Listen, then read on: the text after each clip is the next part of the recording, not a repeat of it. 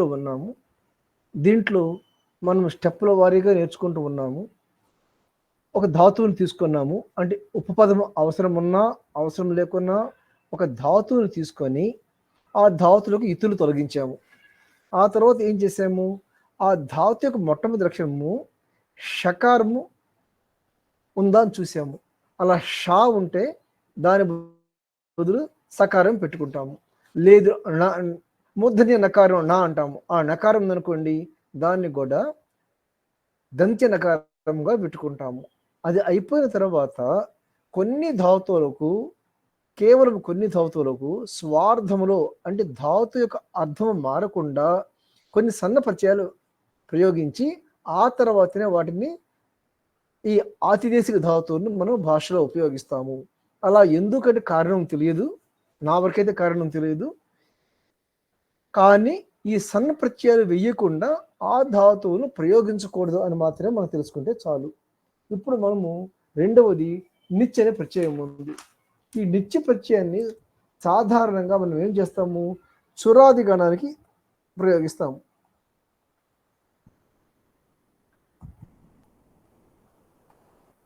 చురాది గణ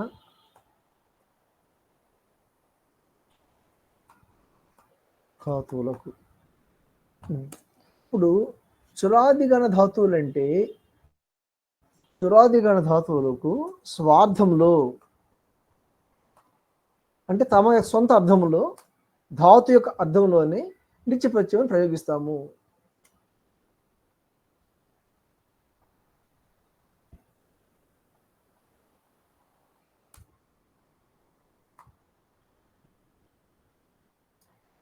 ఒక ఉదాహరణ, చురాది గణం కాబట్టి మనము చుర్ అనే ధాతువుని తీసుకుందాము.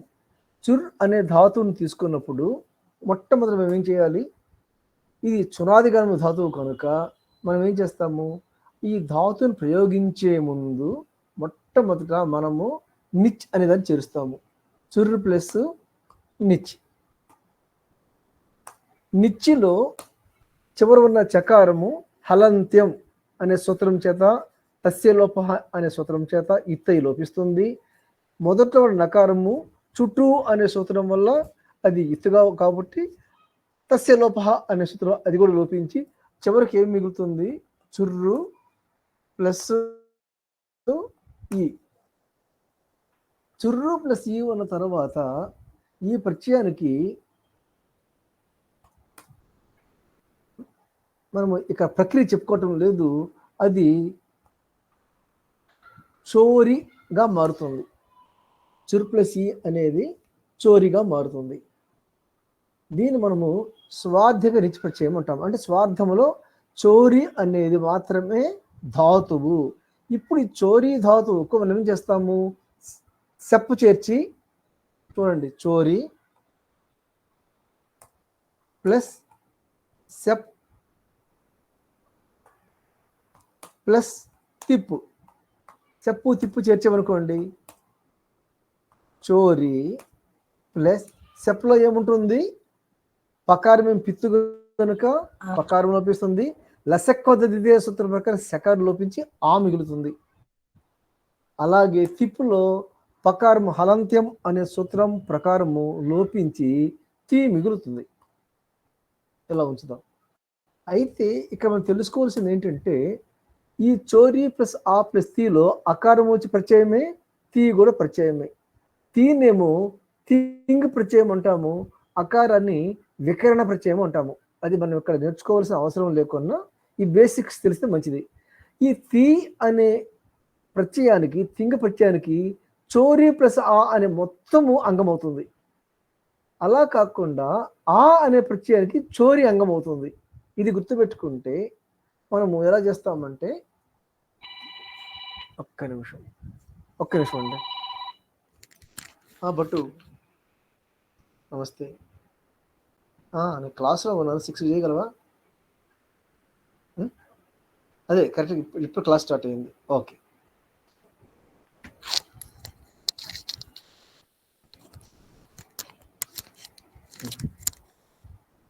ఇప్పుడు మనం ఏం చేస్తామంటే చోరీ ప్లస్ ఆ ప్లస్ తి అని రాసుకుంటాము.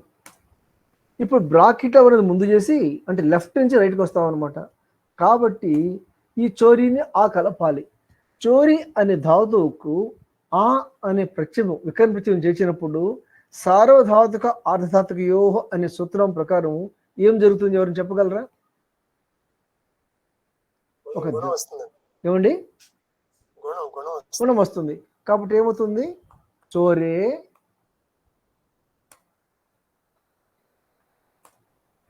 ప్లస్ ఆ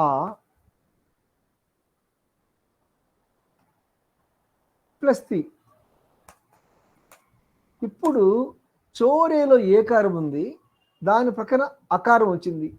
ఏకారం తర్వాత అచ్చును వస్తే ఏమవుతుంది? ఏ సంధి జరుగుతుంది? అయ్యవాది అవుతుంది. కాబట్టి చోరై ప్లస్ ఆ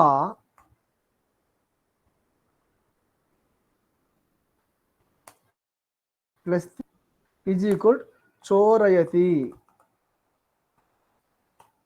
ఇలా అవుతుంది. కానీ ఇప్పుడు అలా కాకుండా చోరీ అనే దానికి మనకు ఒక ప్రేరణార్థకములో అంటే ప్రేరణార్థకం అంటే కాజేటివ్లో మనము తృచి ప్రత్యయం వేసామనుకోండి, అప్పుడు ఏమవుతుంది? చోరీ ప్లస్ నిచ్చి ప్లస్ త్రిచి. అంటే ఇక్కడ చోరీలో నిత్య ఉంది, ఈ నిశ్చితాన్ని ఏమంటాము? స్వార్థము అంటాము. ఇది మనము స్వార్థంలో ప్రయోగించే నిచ్చిని. ఈ రెండో నిశ్చిత ఏంటో ప్రయోగిస్తున్నామండి? కాజేటివ్లో చేస్తున్నాం అనమాట. దీన్ని కాజేటివ్ అంటాము, అంటే ప్రేరణార్థకము అంటాము. అంటే ఈ నిత్యము ఈ నిత్య చేరిస్తేనే చురుధాతుని ప్రయోగించాలి, లేకపోతే ప్రయోగించకూడదు. ఇక్కడ ఏంటిది? చోరీ ధాతు వచ్చిన తర్వాత దానికి మనము చోరయుతం చేయుటకు, చేపించుటకు అలా మనము ప్రేరణార్థకంలో నిచ్చు. ఇప్పుడు ఏమవుతుందంటే ఈ నిచ్చిని చేర్చినా కూడాను నేర్ అనిటి అనే సూత్రం వల్ల ఈ నిచ్చి మళ్ళీ లోపించి మళ్ళీ మామూలు రూపంలో కనిపిస్తుంది. కానీ నిచ్చిని మాత్రము రెండు రకాలుగా చేర్చవచ్చని తెలుసుకుంటే చాలు. మన పాఠంలో మొదటి నిత్యము స్వార్థంలో చేర్చాలి, అలా చేర్చిన తర్వాత మాత్రమే ప్రయోగించాలి. ఒకటి రెండు ఉదాహరణలు చూద్దాం. గురుగారు ఇక్కడ చోరీ ప్లస్ నిచ్చెన రాశారు, అది చుర్రు ప్లస్ నిచ్చెన ఉండాలి కదా కింద. ఒకసారి ఆగండి చూడండి. మొట్టమొదటి మనం చుర్రు ప్లస్ నిచ్చి రాసామా? రాసామా? ఇక్కడ చూడండి, కనిపిస్తుందా? రాసాను. ఇది స్వార్థము అంటాము. స్వార్థం అంటే ఈ నిచ్చి ప్రయోగించకుండా చురు ధాతును వాడకూడదు అసలు. చురాది గణం 10వ దశమ గణంలో నిచ్చి ప్రయోగించుకొని వాడకూడదు. అంటే కొన్ని ధాతులు వికల్పంగా వస్తుంది, అది పక్కన పెడదాము. వికల్పంగా వచ్చినా కానీ నిచ్చి వస్తుంది. ఈ నిచ్చి వచ్చినప్పుడు ఇది చోరీ అయింది. ఇప్పుడు ఈ చోరీ అనే ధాతువుకు నేనేం చెప్పాను? ఇప్పుడు కాజేటివ్లో అంటే చేపించు, తినిపించు అలాంటి అర్థంలో మళ్ళీ నిచ్చి చేర్చొచ్చు అంటున్నాము. దీని అర్థం వేరు. మళ్ళీ ఈ నిచ్చి వేరు, ఆ నిచ్చి వేరు. ఇది కంపల్సరీ నిచ్చి. ఈ నిచ్చి వస్తేనే చోరీ అవుతుంది, ధాతు తయారవుతుంది ముందు. ఈ ధాతువునే ఆతిదేశిక ధాతువు అంటాము. ఆతిదేశిక. సరే,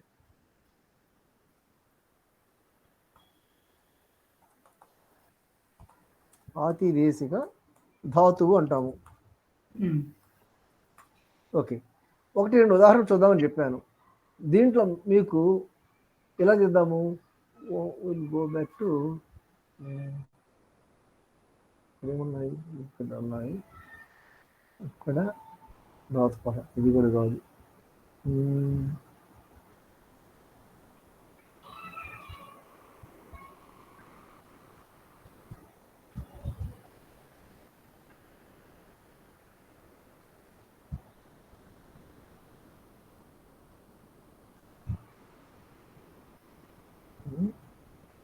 ఫిల్టర్స్ ఎక్కడ ఉన్నాయి దీనికి?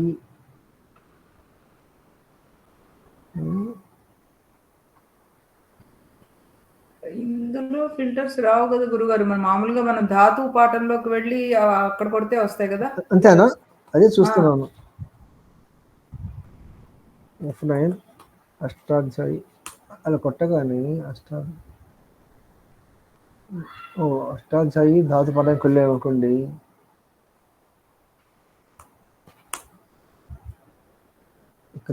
ఇక్కడ ఫిల్టర్స్ ఉన్నాయి కదా, ఈ ఫిల్టర్స్లో మనం కేవలము చురాదిగణ ధాతువులు తీసుకుందాము.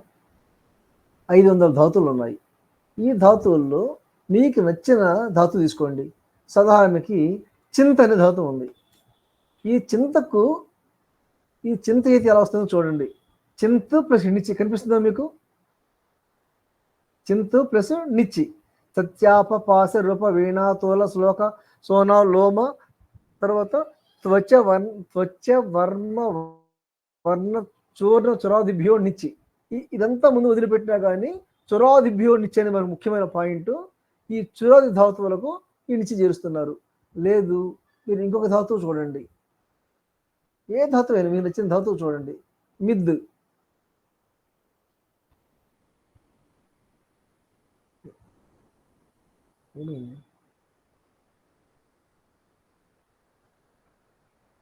నట్ చూడండి, నట్ ప్లస్ నిచ్చి. అంటే ఈ చురాది గణంలో మీరు ఏ ధాతువు తీసుకున్నా సరే ఆ నిచ్చి రాకుండా ఆ ధాతువు తయారు కాదు. ఇది మనం తెలుసుకోవాలి. అంటే మనము ఏ ప్రక్రియను సరే ఆ నిచ్చి చేర్చకుండా తయారు చేయమన్నమాట. ఈ నిచ్చి అయిపోయిన తర్వాత నెక్స్ట్ మనము తెలుసుకోవాల్సింది ఏంటంటే ఎక్క ప్రత్యయము. మనము వీరంత సులభంగా పోదాం అనుకున్నాము కాబట్టి ఎక్క ప్రత్యయము.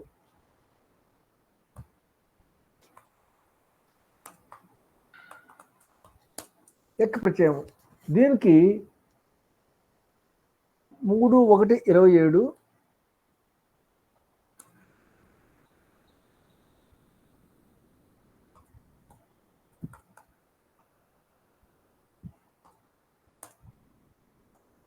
ఎక్. మీకు మామూలుగా ఎక్కడ వస్తుంది అని చెప్తారండి? మామూలు ఎక్క ప్రత్యయం ఎక్కడ వస్తుంది?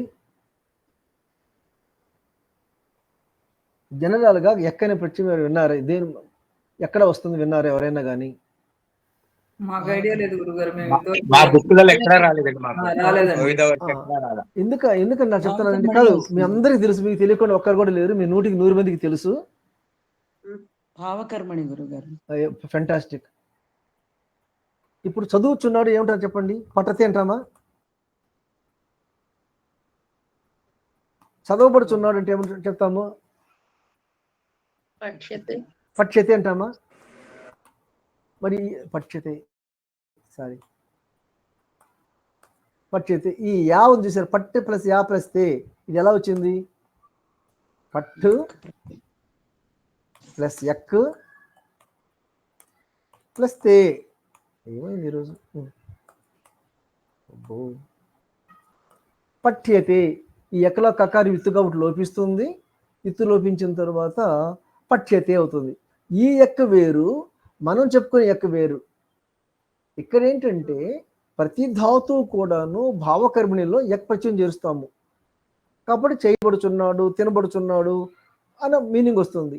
అలా కాకుండా ఇక్కడ ఏంటంటే కొన్ని ధాతువుల్ని ఖండవాది ధాతువులు అంటారు. ఈ ఖండవాది ధాతువులకు మనము ఆ గ్రూప్ ఉందన్నమాట. వీటి తమాషా ఏంటంటే ఇవి ప్రాతిపదికంగా ఉపయోగించవచ్చు, ధాతువుగా ఉపయోగించవచ్చు. ప్రతి పదాన్ని, అది చాలా గొప్ప విశేషం ఈ ఒక గణము. ఖండవాది గణములు ప్రతి పదాన్ని ఒక ప్రాతిపదికంగా తీసుకుని సుప్పులు వేసుకోవచ్చు, ధాతువుగా తీసుకుని తింగులు వేసుకోవచ్చు. సరే, అది అలా పెడితే దీన్ని ధాతువుగా తీసుకున్నప్పుడు ఖచ్చితంగా మనము ఏం చేయాలి? ఎక్క ప్రత్యయం వేసి ఏదైతే రూపం వస్తుందో దాని ధాతువుగా తీసుకోవాలి. ఉదాహరణకి కండూన్ అనే ధాతువు తీసుకుందాము. కండూన్. ఇప్పుడు ఫస్ట్ ఏం చేర్చాలి మనము? ఈ ధాతువును వాడాలంటే ఎక్క ఖచ్చితంగా చేర్చాలి. అప్పుడేమవుతుంది? ఈ కండూన్లో ఈ నకారము ఇది కూడా ఇత్తే, ఈ యకారము ఈ కకారం కూడా ఇత్తే. ఇప్పుడు ధాతువులో ఈ ధాతువునికి ఉన్నాము కాబట్టి హలంచం అనే సూత్రం వల్ల ఈ నకారాన్ని ఇతిగా మార్చాము. ఎక్క అనేది ప్రత్యయం కనుక ఈ కకారాన్ని ఇతిగా మార్చి ఇప్పుడు ఖండూయ అనే ఒక ధాతువును తయారు చేసాము. ఈ కండూయ ధాతువును తయారు చేసిన తర్వాత మనం ఏం చేస్తాం, ఇప్పుడు దీన్ని ఆతిదేశిక ధాతువు అంటాము, చెప్పుకున్నాం మనము. ఆతి దేశిక ధాతువు ఎందుకంటామంటే ఒక ప్రత్యయం వేసి ఏదైనా ధాతువును తయారు చేస్తే దాన్ని ఆతిదేశిక ధాతువు అంటాము. ఇప్పుడు ఈ కండూయ అనే దానికి సెప్ చేర్చి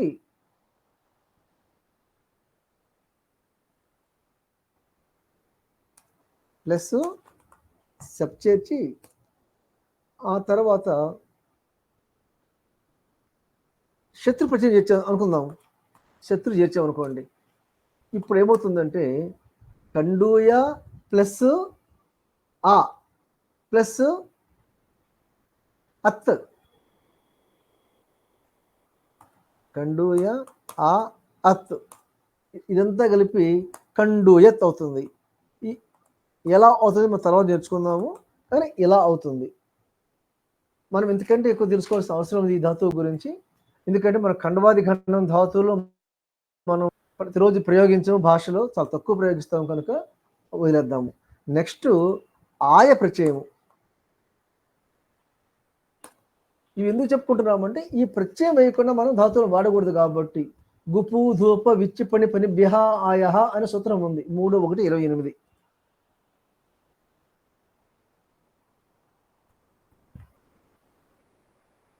మూడు ఒకటి 28లో గుపు ధూప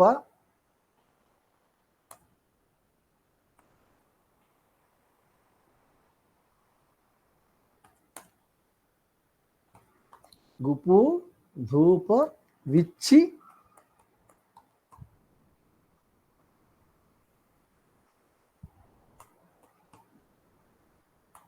విచ్చి పని పనిభ్య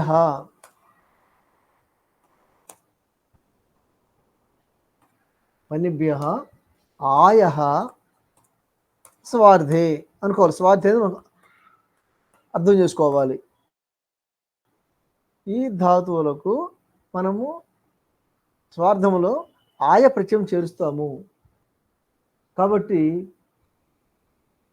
ఆయ అనుకుందాం.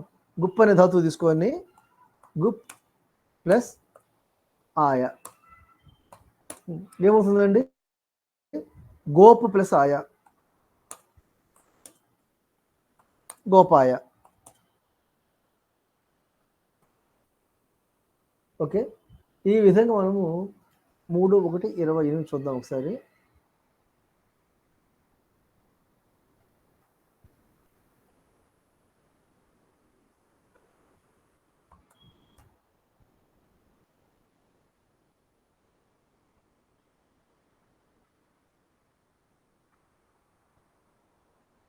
చూడండి, గుపు గోపాయ గోపాయ, ధూప్ ధూపాయ, విచ్ విచ్ఛాయ, పణ్ పణాయ, పన్ పనాయ. ఇవన్నీ ఎలా వచ్చింది, ఎక్క ప్రత్యయం చేర్చిన వల్ల ఇవన్నీ వచ్చాయన్నమాట. లేకపోతే ఈ పణాయ పనాయ ఈ రూపాలు వచ్చే అవకాశమే లేదు. కనుక మనకు ఈ ఎక్క ప్రత్యయం చేర్చినందువల్ల వస్తుంది. మీ అందరికీ ఒక ఈ ప్రక్రియ మీరు తెలుసుకోవాలని ఆసక్తి ఉన్న వాళ్ళకు 2 విధానాలు ఉన్నాయండి. ఎవరైనా సరే కాశికా వృత్తి అనే పుస్తకాన్ని 2 భాగాలు కానీ 1 భాగం కానీ దొరుకుతుంటుంది. ఆ పుస్తకం కొనుక్కుంటే ఈ యొక్క రూపసిద్ధి అనేది మీకు ఖచ్చితంగా తెలుస్తుంది. అలా కాని పక్షంలో ఇంకొక పుస్తకం పేరు చెప్తాను నేను.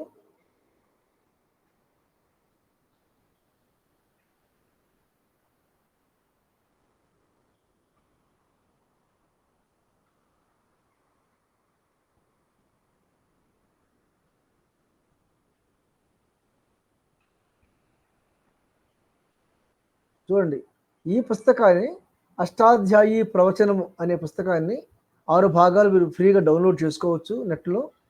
దీంట్లో నెట్లో చేసుకుంటే మీకు లాభం ఏంటంటే, ఇలా మీరు 3:1:28 వెళ్ళిపోయారు అనుకోండి సూత్రానికి.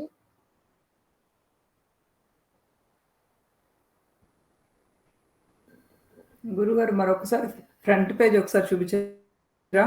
చూపిస్తాను, ఒకసారి చూడండి. గుపు ధూప విచ్చి పణి పనిభ్య ఆయః పద విభాగము. గుపు ధూప విచ్చి పణి పనిభ్య. ఇదేంటిది 5/3 అంటే అర్థం చెప్తారు ఎవరైనా? 5/3 అంటే పంచమి బహువచనం. ఫెంటాస్టిక్. ఆయః ప్రథమ ఏకవచనము. గుపుశ్చ ధూపశ్చ విచ్చిశ్చ పణిశ్చ పనిశ్చ తే గుపు ధూప విచ్చి పణి పనాయః తేభ్యః గుపు ధూప విచ్చి పణి పనిభ్యః ఇతరేతర యోగ ద్వంద్వ సమాసము. అనువృత్తి ధాతోః ఇది అనువర్తతే. ధాతోః ఎందుకు? ఇవన్నీ ఏంటి? ధాతువులు కదా. ఈ ధాతువులకు గుపు ధూప విచ్చి పణి పని ధాతువులకు ఆయ పరిచయం వస్తుంది. అన్వయము గుపు ధూప ఇచ్చి పని పనిభ్యో ధాతుభ్య ఆయః భవతి.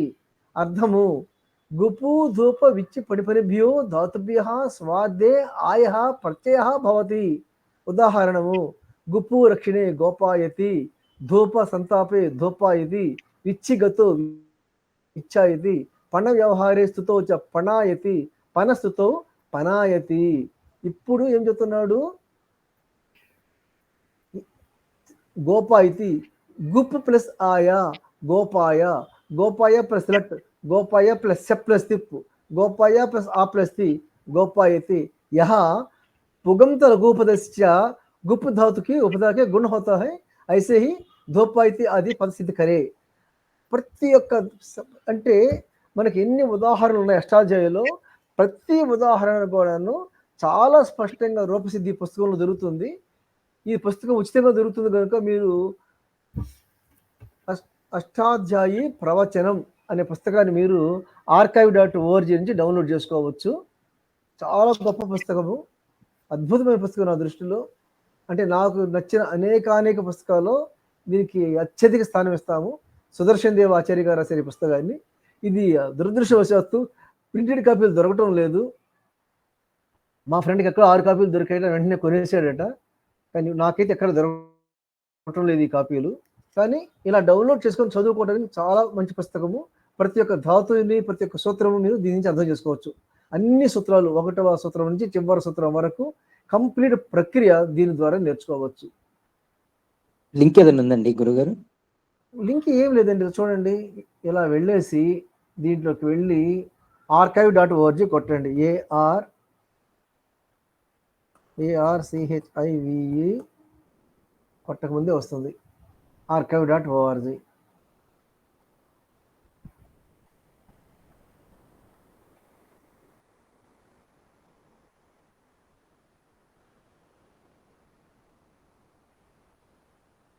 ఎస్. ఇప్పుడు దీంట్లోకి వెళ్ళి మీరు అష్టాధ్యాయి ప్రవచనం అని కొట్టండి.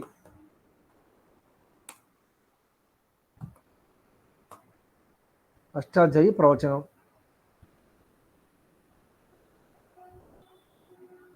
వచ్చిందండి. Volume 2, volume 5, volume 5, volume 2, volume 4. మీరు ఏదైనా ఓపెన్ చేయండి, ఏదో పుస్తకాన్ని ఓపెన్ చేయండి. ఏమైంది?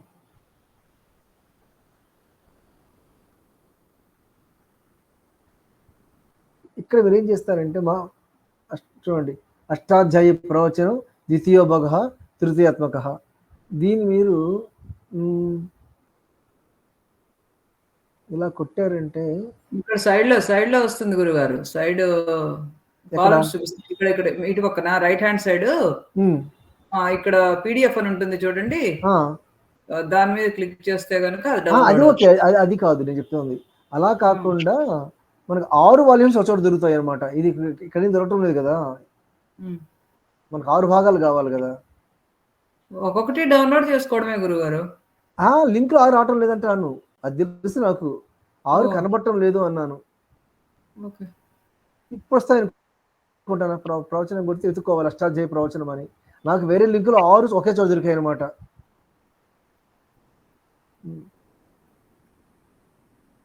పోస్ట్ చేసేయండి గురుగారు.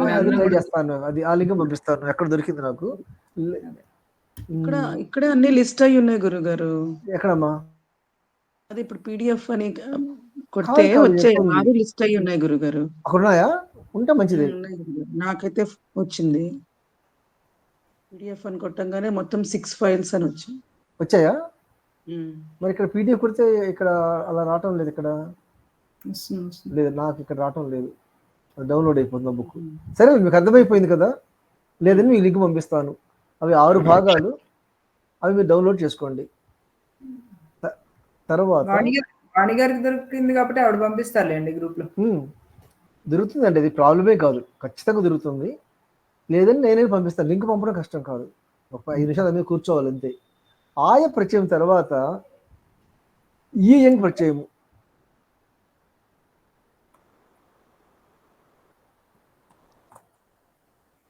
ఈ యంగ్ ఈ యంగ్ ఈ యంగ్ దీని సూత్రం ఎంతంటే అదే అర్థంలో 3:1:29.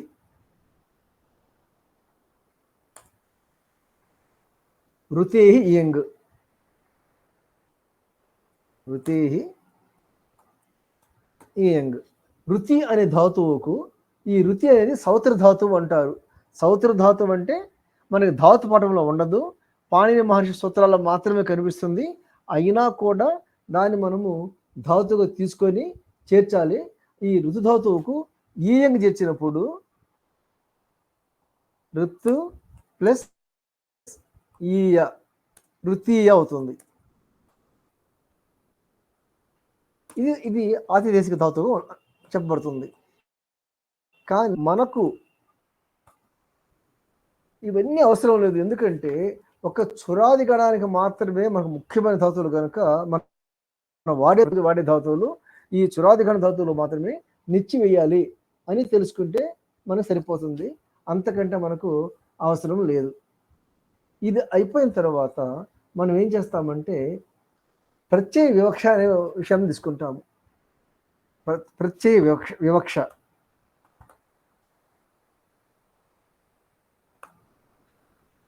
ప్రత్యయ వివక్ష అంటే ఏంటంటే మనము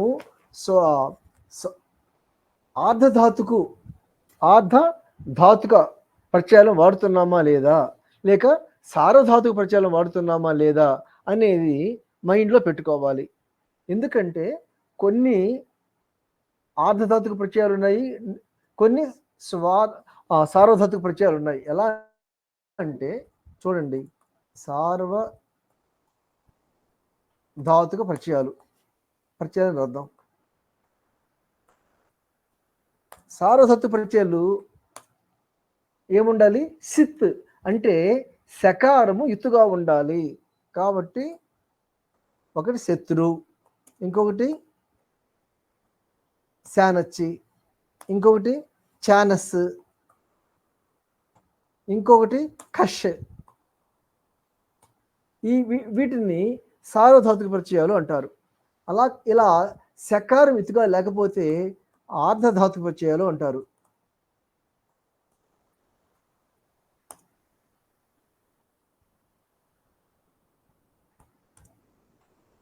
ఆర్ధధాతుక ప్రత్యయాలు అంటాము.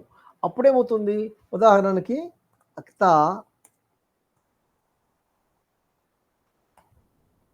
తవతు, నువ్వుల్ ఇలాంటివన్నీ ఆర్ధధాతుక ప్రత్యయాలు అంటారు.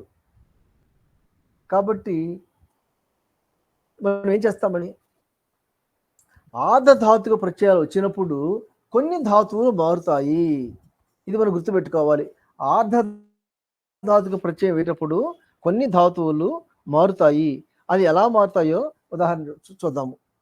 ఉదాహరణకి ఒక సూత్రం ఉంది. దాని సూత్రము అస్తే భూహని. అస్తేహి భూహు. అస్తేహి భూహు అంటే ఏం ధాతువు ఏంటంటే అస్సనే ధాతువు భూధాతువుగా మారుతుంది అని, అంతే. ఉదాహరణకి అస్సు ప్లస్ అక్తా పెట్టాము. ఇది ఎలా మారుతుంది చెప్పండి? అస్సనే ధాతువుకు క్తా అనేది ఏ ప్రత్యయం అండి? కాదు, ఆర్ధధాతుక ప్రత్యయము. కాబట్టి అస్స ఏమవుతుంది? భూ అవుతుంది. భూ ప్లస్ తా భూత అవుతుంది. అయిందా? మీరు దీంట్లోకి వెళ్ళి ఇంకొకసారి చూద్దాం. ధాతు పటంలోకి వెళ్ళి మీరు అస్ అని కొట్టండి. అస్. ఈ అస్ అనే ధాతువుని మనము కృదంతాలు చూద్దాం. చూడండి, భూగా మారిపోయింది. భూ, భవితం, భవితవ్య, భవిత, భూత్వ, ప్రభుయ. కానీ శత్రు వచ్చి చూడండి, శత్రు ఏమవుతుంది? ఇది సార్వధాతుకం, ఆర్ధాతుకం కాదు. కాబట్టి ఇక భూ రాలేదు. సన్, సతి అకారం లోపించింది. మీకు తెలుసు కదా అకారం ఎప్పుడు లోపిస్తే మీకు ఐడియా ఉంటుంది అనుకుంటాను. అది అలా పక్కన పెట్టి ఈ ఆకారం లోపించింది కాబట్టి సంతి అంటాం. అసంతిని సంతి అంటాం కదా. అస్తహాని స్తహ అంటాము. అలా అకారం లోపించింది కనుక సన్ను సతీ అయిందనమాట. అంటే అర్థమైంది, అస్సధాతువు ఈ విధంగా మనము భూగా మారిపోతుంది. ఇది మనం తెలుసుకోవాలి. అంటే ఆధధాతుక పరిచయం వచ్చినప్పుడు అస్సధాతువు భూధాతువుగా మారుతుంది. ఆ మార్చిన తర్వాతనే మనం ఏమైనా చేయాలి.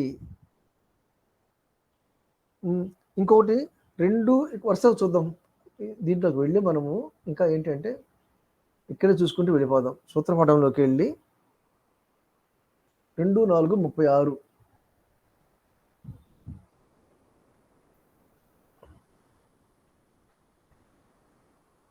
చూడండి. ఇక్కడ ఏమంటున్నాడు? అధహ జగ్దిహి ల్యప్తి కితి అంటున్నాడు. మీరు ఇక్కడ చూసుకోవచ్చు. ద వర్డ్ జగ్ది ఈ సబ్స్టిట్యూటెడ్ ఫర్ అర్ధధాతు వెన్ ల్యప్ ఇన్ అర్ధాతుక కిత్ ప్రచయ బిగినింగ్ విత్ త ఫాలోస్. అంటే అర్థం ఏంటి? ల్యప్ ప్రచయం వచ్చినప్పుడు అద్దని ధాతు, అద్దని తినటం, అత్తి అంటాం, తినుచున్నాడు అని.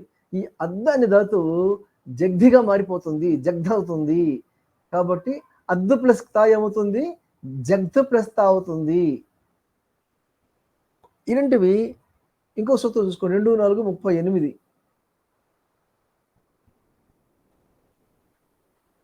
చూడండి. ఘై అపోహశ్చ. ఘై అపోహశ్చ అంటే ఏమంటున్నాడు ఇక్కడ? వెన్ ద అఫిక్స్ ఘై అండ్ అప్ ఫాలో ఘస్రు ఈజ్ సబ్స్టిట్యూటెడ్ టు అర్ధధాతు. ఇందాకేమనుకున్నాము? అర్ధధాతువుకు జగ్ధు వస్తుంది అనుకున్నాము. ఇక్కడేమో ఘై ప్రత్యయం వచ్చినప్పుడు ఇది ఘస్గా మారిపోతుందంట. అంటే ఎలా? అద్దు ప్లస్ ఘై ఉన్నప్పుడు ఇది ఘాసహ అవుతుంది, ప్రఘసహ ఘాసహ అవుతుంది, అయితే ఘసహ అవుతుంది. అంటే కొన్ని ధాతువులు ఇలాగ మారుతాయని. మీ అందరికీ తెలిసిన సూత్రం ఇంకోటి ఉంది, 2, 4, 53. ఇది బహుశా మీ అందరికీ తెలిసి ఈ సూత్రము. బురువో వచ్చి అంటే ఏంటిది? ఆర్ధధాతుకు ప్రత్యయ పరమైనప్పుడు ఈ భ్రూధాతువు వచ్చిధాతువుగా మారుతుంది. చూడండి ఒకసారి.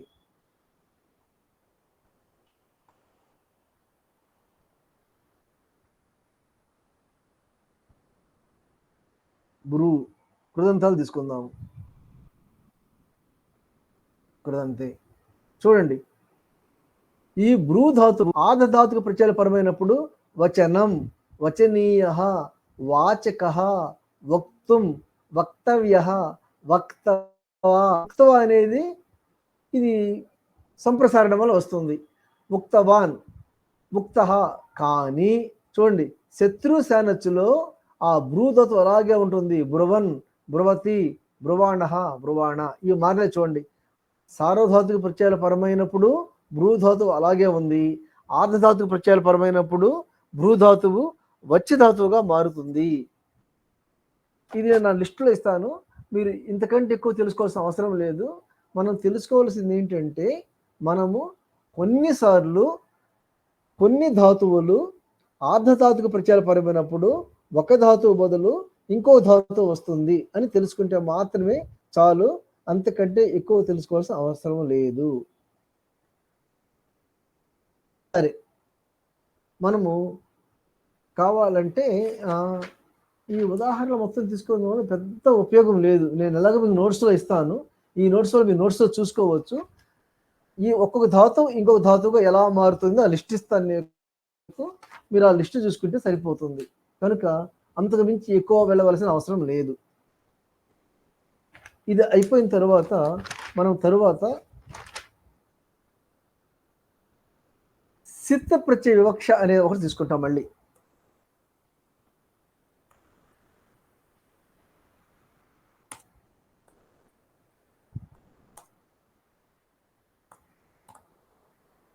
సిత్ ప్రత్యయ వివక్ష. సిత్ ప్రత్యయం అంటే ఏంటి? వేటికైతే సకారం ఎత్తుగా ఉందో కొంచెం చెప్పండి. ఒకటి షప్, లేకపోతే స, లేకపోతే సియన్.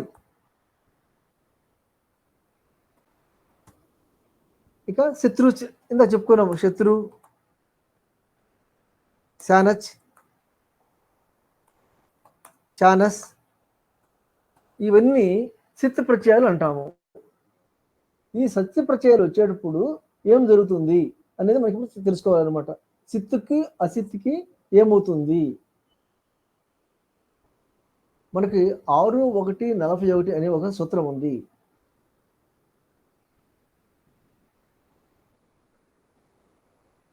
ఇప్పుడు ఎలా అంటే ఏ కానీ ఐ కానీ ఉన్న ధాతువులు ఉంటే, ఏ కానీ ఐ అంత ధాతువులు,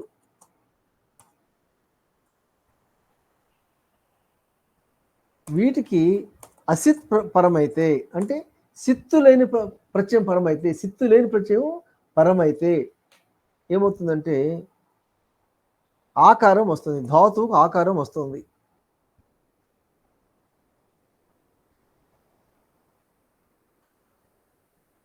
ధాతువుకు ఆకారం వస్తుంది. ఎలా వస్తుందో కొన్ని ఉదాహరణలు మనం చూద్దాము. ఇప్పుడు గ్లై అనే ధాతువు ఉంది. ఈ ధాతువు ఏమవుతుంది? గ్లా అనే ధాతువుగా మారిపోతుంది. అంతే, గ్లై ధాతువు గ్లా ధాతువుగా మారుతుంది. కనుక ఇది కొంచెం కష్టమైన పాఠం కనుక మనం దీని గురించి అంత ఎక్కువ లోతుగా, అంటే చాలా డీప్ శాస్త్రం ఇది, మనం అంతగా తెలుసుకోకుండా మనం సింపుల్గా ఇలా ఏ ధాతువులు అయన్ ధాతువులకు అసిత్ ప్రత్యయం పరమైతే మనకు ఇలా వస్తుంది అని తెలుసుకుంటే చాలు. అప్పుడు ఏమవుతుంది? గ్లై ప్లస్ నీ అని ఉంది. గ్లై అనే ధాతువుకు నీ అనే ఆర్ధధాతు అసిత్ ప్రత్యయం చేర్చాము కాబట్టి ఏమవుతుంది? ఇది గ్లాని అవుతుంది. గ్లాని దాంట్లో సుప్పు చేర్చామంటే గ్లానిహి అవుతుంది. ఆ తర్వాత మనము ఇంకొక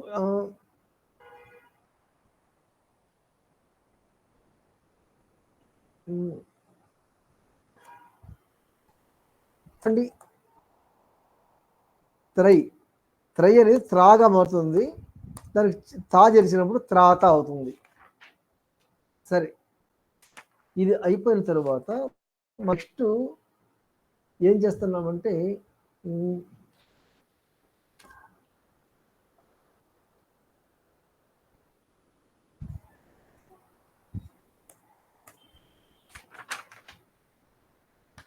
కృత్తు ప్రత్యయాలు మీరందరూ కొంచెం బేసిక్గా తెలుసుకుంటే మంచిది. కృత్తు ప్రత్యయాలు ఇత్ ప్రయోజనము. మొన్న కూడా మనం కొన్నిసార్లు ఇతరుల ఆహార్యం చెప్పుకున్నాము. అది అలా ఉంచి అసలు ఈ కృత్తు ప్రత్యయాలకి ఇతర ప్రయోజనాలు మనం ధాతువులకు చెప్పుకున్నాము. ధాతువులకు ఇతరుల వల్ల ఏం ఉపయోగం అని చెప్పుకుంటున్నాము. అలా కాకుండా ఈ కృదంత ప్రత్యయాలకు ఇత్తులు ఉన్నందువల్ల ఏమి లాభం వస్తుంది అంటే ఒక్కొక్కటి చూసుకుంటూ పోదాము.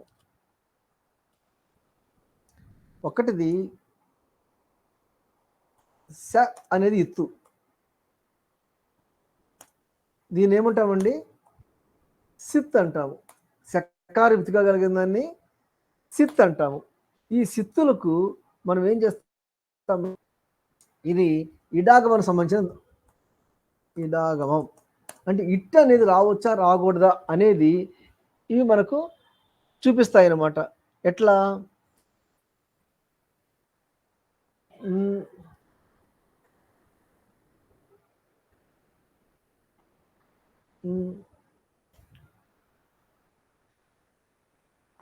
పట్టు ప్లస్ త్వా. ఈ త్వా అనేది అసిత్ కాబట్టి ఇట్టు వస్తుంది. త్వా అనేది అసిత్ కాబట్టి సకారి విత్తులేదు కాబట్టి ఇట్టు వచ్చి పటిత్వా అవుతుంది. అట్లా అట్లా కాకుండా జ్ఞా అనే ధాతువుకు మనము సినా అనే ప్రత్యయం చేర్చామంటే ఈ సకారం అనేది ఏంటి, సిత్తు గనుక మనకు ఇది జానత్ అనే రూపం వస్తుంది. ఇది అలా ఉంది. ముఖ్యమైన విషయం ఏమంటే కిత్తు కానీ బాగా గుర్తుపెట్టుకోవాల్సింది మనము, గిత్తు కానీ లేకపోతే గిత్, ఈ మూడు ఉంటే గుణ నిషేధము తెలుసుకోవాలి. గుణ వృద్ధి నిషేధము. కిత్ కానీ గిత్ కానీ గిత్ కానీ ఉంటే రావలసిన గుణము కానీ వృద్ధి కానీ రావు. ఉదాహరణ చూడండి, భూ ప్లస్ త్వా, దీంట్లో ఇత్తక్షరం ఏంటండి, కకారం కదా, అంటే భూ ప్లస్ త్వా. ఇప్పుడు మామూలుగా ఈ భూ ఏం కావాలి, భో కావాలి. ఒక ప్రత్యయపరమైనప్పుడు సార్వధాతుక ఆర్ధాతుకయో అనే సూత్రం వల్ల భూ చివరిన ఊకారము ఓకారము మరి భో రావాలి. కానీ ఇక్కడ కకారం ఇత్తు కనుక భూత్వా అలాగే ఉంటుంది, భోత్వా కాదు. అట్లాగే ఇంకోటి చూద్దాము, జీ ప్లస్ స్ను, జీ ప్లస్ స్ను, స్ను కాదు, ఇది ఎగ్స్ను, ఎగ్స్ను. అదేమవుతుందంటే జీ ప్లస్ స్ను అవుతుంది. ఇక్కడ కూడాను జీ అనేది జేగా రాదు, జే రాకుండా మనకు జిష్ణు అనే రూపం వస్తుంది. తర్వాత కిత్ అనేది వల్ల, ఈ కిత్తు వల్ల గుణ నిషేధమే కాకుండా కిత్తు వల్ల ఇంకో ప్రయోజనం ఏంటంటే సంప్రసారణం. సంప్రసారణం సంప్రసారణం సంప్రసారణం అంటే ఏమిటంటే యకారమేమో ఈగా మారుతుంది, వకారమేమో ఊగా మారుతుంది, రకారమేమో రూగా మారుతుంది. చూడండి, యకారమేమో ఈగాను, వకారం ఊగాను, రకారము రూగాను మారుతుంది.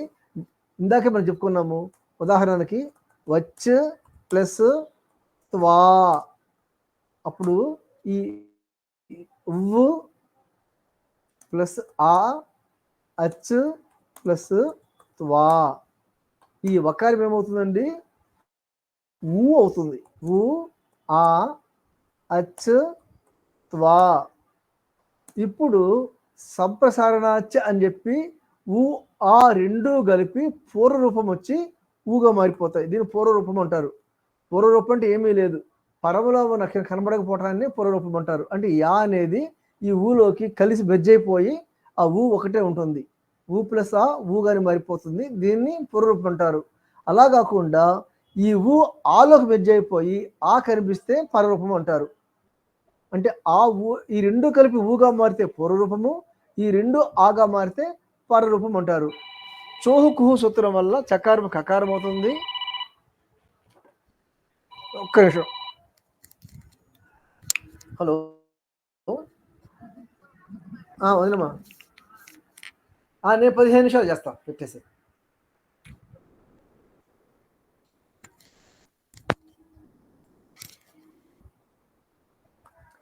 పుక్తవా, చోహకు సూత్రం వల్ల చకారం కకారంగా మారి పుక్తవా అయింది. అలాగే ఇంకొక ప్రయోజనము డిత్.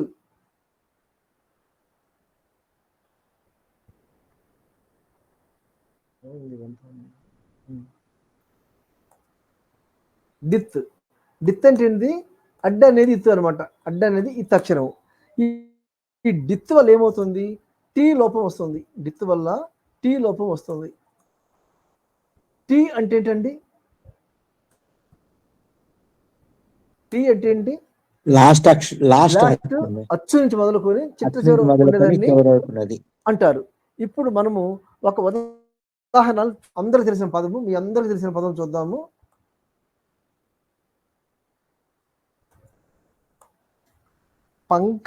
పంకం అంటే ఏంటి? బురద ప్లస్ దాంట్లో పుట్టింది జన్ ధాతువు.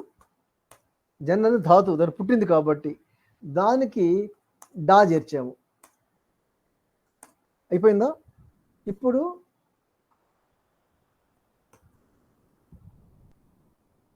పంక ప్లస్ ఇజ్ అన్ను ప్లస్ అడ్డు ఆ.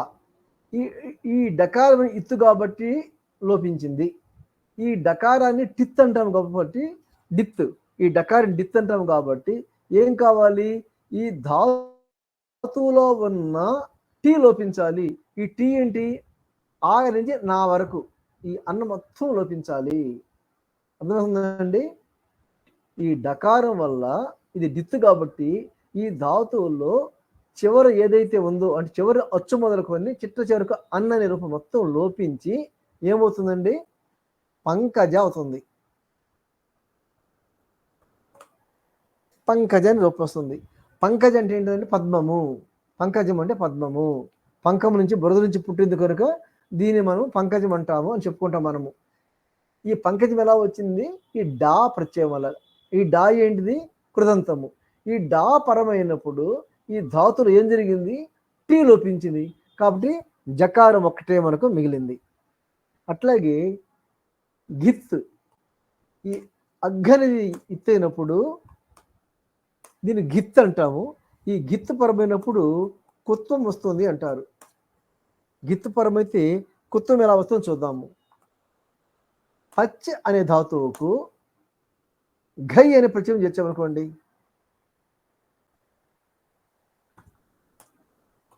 ఇప్పుడు ఏమంటున్నాడు? ఈ ఘయిలో ఏముంది? అఘ ఉంది, ఇన్ని ఉంది. అంటే మనం ఎలా రాసుకోవాలి? పచ్చు ప్లస్ అఘ ఆ ఈ. దీంట్లో గక్కారం విత్తు కాబట్టి దీన్ని గిత్తు అంటాము. ఞకారం విత్తు కాబట్టి నిత్తులు కూడా అంటాం. దీనికి రెండు ఉన్నాయన్నమాట. ఘై అంటే ఇది గిత్తు మరియు నిత్తు. కానీ ఇది గిత్తు కనుక ఏం జరుగుతుంది? ఇక్కడ ఈ పచ్చలోని చకారానికి కుత్వం వస్తుంది, కకారం వస్తుంది. కాబట్టి పక్ ప్లస్ ఆ వచ్చేసి ఏమవుతుందండి?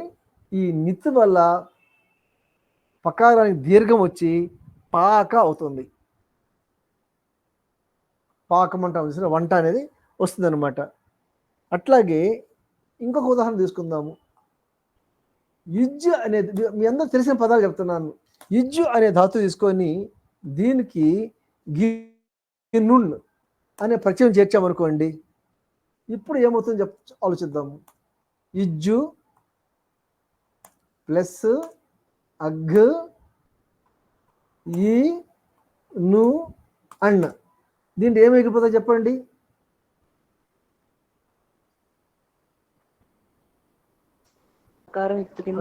ఇది కూడా చూద్దాం. అన్ను ఊ, అన్ను ఊ. ఈ నకారం పోతుంది కదండి అల్లంత్యమైన సూత్రం ప్రకారము. తర్వాత ఈ ఘా ఎందుకు ఏ సూత్రం పోతుంది? లసక్కొత్తదితే. తర్వాత ఈ ఊ అనేది ఉచ్చారణార్థాన్ని ఎగిరిపోతుంది. అప్పుడు మీకేం మిగిలింది చెప్పండి? ఇజ్జు ప్లస్ ఇన్, అంతేనా? అంతే. ఇన్. సరే, ఇప్పుడు మనము ఒక ప్రత్యయం చేర్చినప్పుడు రెండు మార్పులు జరుగుతాయి ధాతువుకి. చివరి అక్షరంలో ఇక్కు ఉంటే అది గుణం వస్తుంది. చివరి అక్షరంలో ఇక్కు లేదనుకోండి, పుగంత లఘూపదస్య అనే సూత్రం ప్రకారము దానికి ముందున్న ఇకారము కానీ ఉకారం కానీ రుకారం కానీ హ్రస్వాలైతే, మళ్ళీ చెప్తున్నా, ఈ కానీ ఊ కానీ హ్రస్వాలైతే, అదే చివర ఉన్నాయి మాత్రము హ్రస్వం ఉండొచ్చు, దీర్ఘం ఉండొచ్చు. ధాతువు చివర ఉన్న ఇకారము కానీ ఉకారము కానీ హ్రస్వమైన దీర్ఘమైన గుణం వస్తుంది. కానీ చివరిలో హల్లు వస్తే దానికి ముందు కేవలం హ్రస్వం అయితే ఆ హ్రస్వానికి ఏమొస్తుందండి? గుణం వచ్చి యుజ్జు ఏమవుతుంది చెప్పండి? యోజ్ అవుతుంది. యోజ్ ప్లస్ ఇన్. ఇప్పుడు ఏమంటున్నాడు ఇక్కడ గుని, ఈ యుజ్కి ఏం చేర్చాము మనము, ఘిను చేర్చాము. ఘిను అంటే ఏంటి, గక్కారం అనేది ఇత్తుగా ఉంది. ఈ గక్కారం ఇత్తు కాబట్టి ఈ జకారం ఏం కావాలి, కావర్గం కావాలి. ఎలా అవుతుంది, చాచా జా మూడోది కాబట్టి కాకాగా మూడోది కావాలి. అలా ఎందుకు కావాలంటే మనం మొదలు చెప్పుకున్నాము. ఏమని గుర్తుందా మీకు, మొట్టమొదటిలో చెప్పుకున్నది సంవార, నాథాఘోష, వ్యవహార, శ్వేష, అఘోష, అవన్నీ చెప్పుకుంటూ రావాలన్నమాట. అలా చెప్పుకుంటూ వస్తే జకారం స్థానంలో గకారం వచ్చి యోగ్ ప్లస్ ఇన్ ఈక్వల్ టు యోగిన్ అవుతుంది. దీనికి సుప్రత్యయం చేర్చినప్పుడు యోగిన్ ప్లస్ సు చేర్చినప్పుడు యోగి అవుతుంది. తెలుగులో యోగి అంటాము, మహాయోగి అంటాము, చూసారా, పరమయోగి అంటాము. ఈ యోగి శబ్దం ఎలా వచ్చిందో ఎలా వచ్చింది అనమాట.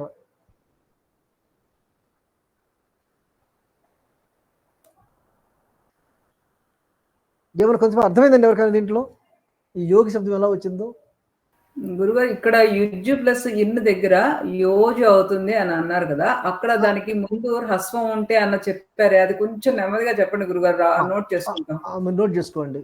మామూలుగా ధాతువు చివర ఇలా రాసుకోండి. ధాతువు చివర ఇక్కు వర్ణము అనగా ఈ గాని, ఊ గాని, రూ గాని హ్రస్వమైన దీర్ఘమైన దానికి గుణం వస్తుంది. ఎప్పుడు, సార్వధాతుక ఆర్ధధాతుక ప్రత్యయాలు పరమైనప్పుడు. సార్వధాతుక ఆర్ధధాతుక ప్రత్యయాలు పరమైనప్పుడు ధాతువు చివర ఉన్న ఈ ఉ రూరు లూలులకు దీర్ఘం గుణం వస్తుంది. అలా రాసుకుంటే ఇంకా ఈజీ. ధాతువు చివరని ఈ ఉ రీరు లూలు, మనకి లూలు ఎలా ఉండవు కాబట్టి రూరులు కూడా తక్కువ ఉంటాయి కాబట్టి మనం ఎక్కువ ఈ ఊ చెప్పుకుంటాము. ధాతువు చివరన్న ఇక్కు వర్ణం అంటే చాలు, ఇక్కు వర్ణానికి హ్రస్వమైన దీర్ఘమైన గుణము వస్తుంది. అది మొదటి నియమం. ఒకవేళ ధాతువు చివర అసలు వచ్చే లేదనుకోండి, హల్లు ఉందనుకోండి, ఆ హల్లుకి దీర్ఘం వచ్చే అవకాశమే లేదు, గుణం వచ్చే అవకాశం లేదు, వృద్ధి వచ్చే అవకాశము లేదు. అలాంటప్పుడు ఏం చేస్తాము, ఉపధా వర్ణం చూస్తాము. అంటే ఆ చివరి హల్లు ముందు అక్షరం చూస్తాము. ఇజ్జు అనే దాంట్లో ఈ జకారం అనేది హల్లు కనుక దానికి ముందు అచ్చు ఉందా లేదో చూస్తాము. దానికి ముందు ఉన్న అచ్చు ఇక్కు వర్ణం అయితే ఆ ఇక్కు వర్ణము హ్రస్వం అయితేనే గుణము వస్తుంది, దీర్ఘం అయితే గుణము రాదు. మీరు ఒక 2-3 ఉదాహరణలు ఇప్పుడే చూద్దాం మీకు అర్థమయ్యేలాగా. ఎలా అంటే,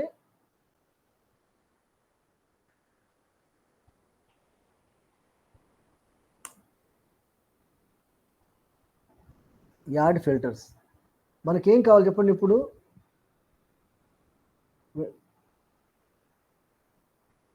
ఉపధావర్ణం కావాలి. ఉపధావర్ణం మనము ఇకారోపద తీసుకుందాం. ఫస్ట్ ఇకారోపద తీసుకుంటే క్లిక్ హియర్. మీరు నచ్చిన ధాతు తీసుకోండి.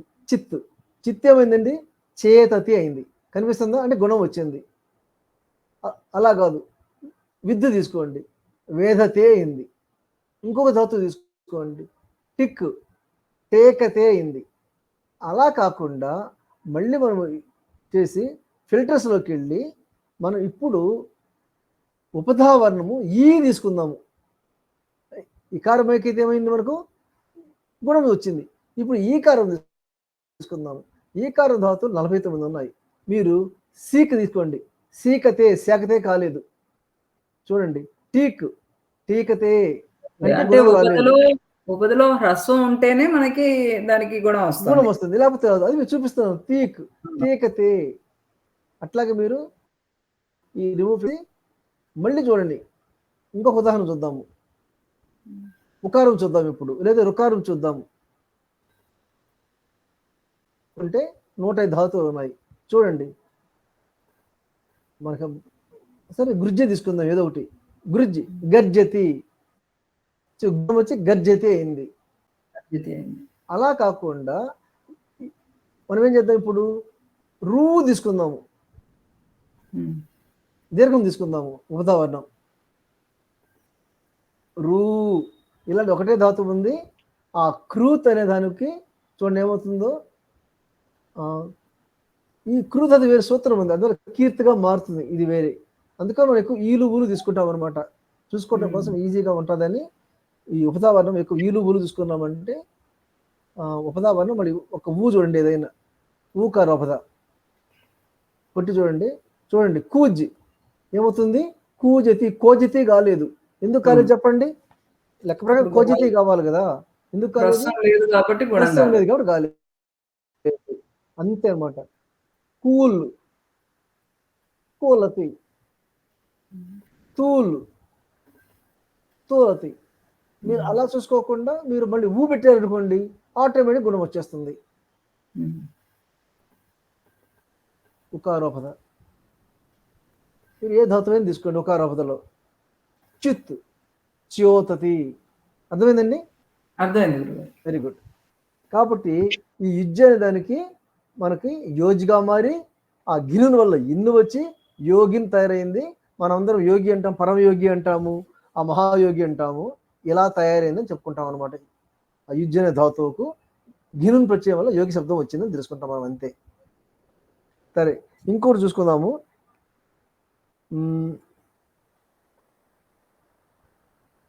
పిత్ ఒక్కటి తీసుకుందాం, అన్నీ అవసరం లేదు మనకు, అన్నీ తెలుసుకోవాల్సిన పని కూడా లేదు.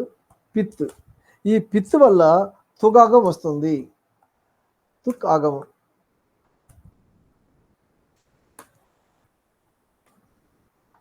ప్రా ప్లస్ కృ ప్లస్ యా ఈజ్ ఈక్వల్ టు, యా అంటే లెప్పు,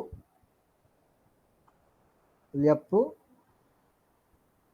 ఈ లెప్పుల పకారం మీద పిత్తు కాబట్టి ప్రా ప్లస్ క్రూ అంటే డూక్రు ధాతువు ప్లస్ అల్ అప్పు ఈ అప్పు.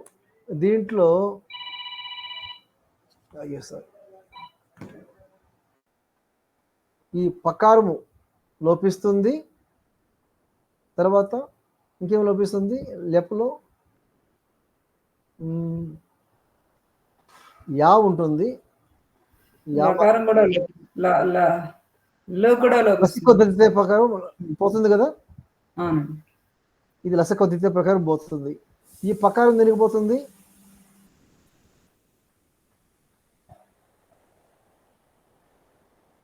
ప్రకారం మన ఏ సూత్రం ప్రకారం పోతుంది, చుట్టూ ఒకటి ఒకటి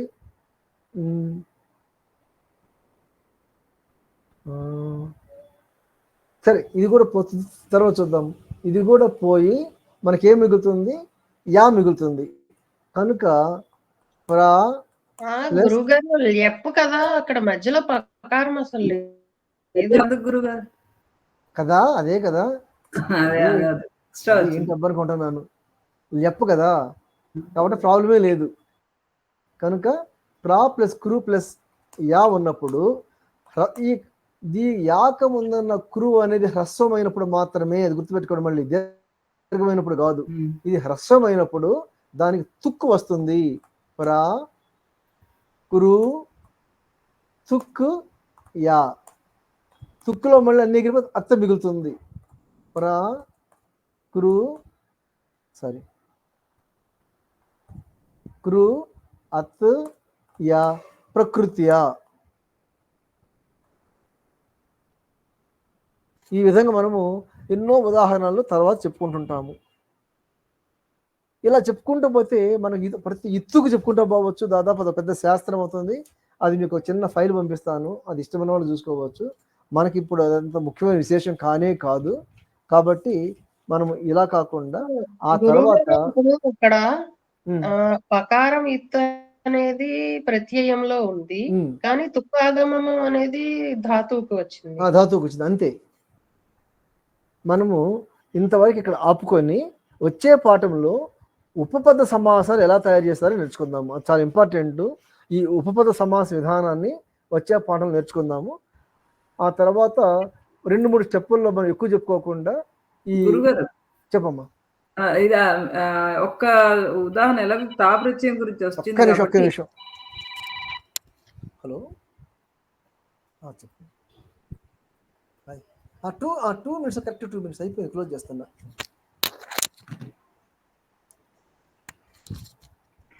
చెప్పమ్మా. గురుగారు ఇప్పుడు అభి ప్లస్ ధా ప్లస్ తా అని వచ్చింది అనుకోండి మనకి, అక్కడ మనకి ధా కాస్త హీ కిందకి మారుతోంది, అది ఎలాగవుతోంది?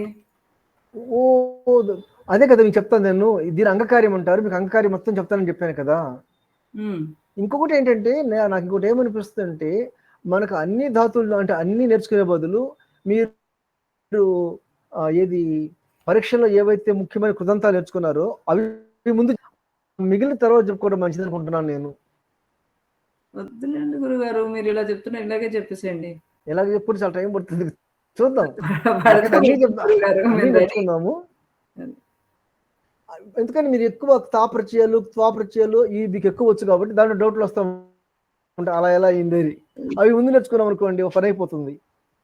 లేదండి గురుగారు, ఇలాగే చెప్పండి, మాకు ఏదైనా మధ్యలో డౌట్ వస్తే అప్పుడు అది ఒకటి విడిగా చెప్తారు. ఓకే, అది తప్పకుండా చెప్తాను. అందుకే చెప్పేది, మీరు ఇలాంటివి గ్రూప్ లో పెట్టి అనుకోండి, నేను గ్రూప్ లో జవాబిస్తే అందరికి ఉపయోగపడుతుంది. అక్కడ అందరూ గ్రూప్ లో పెట్టేస్తాను, మీరు గ్రూప్ లో పెట్టి నేను గ్రూప్ లో జవాబిస్తాను, మీ అందరూ చాలా ఈజీగా ఉంటుంది చదువుకోవడానికి. రైట్. ఓకేనండి, సెలవు, స్వస్తి. మళ్ళీ మనము వచ్చే పాట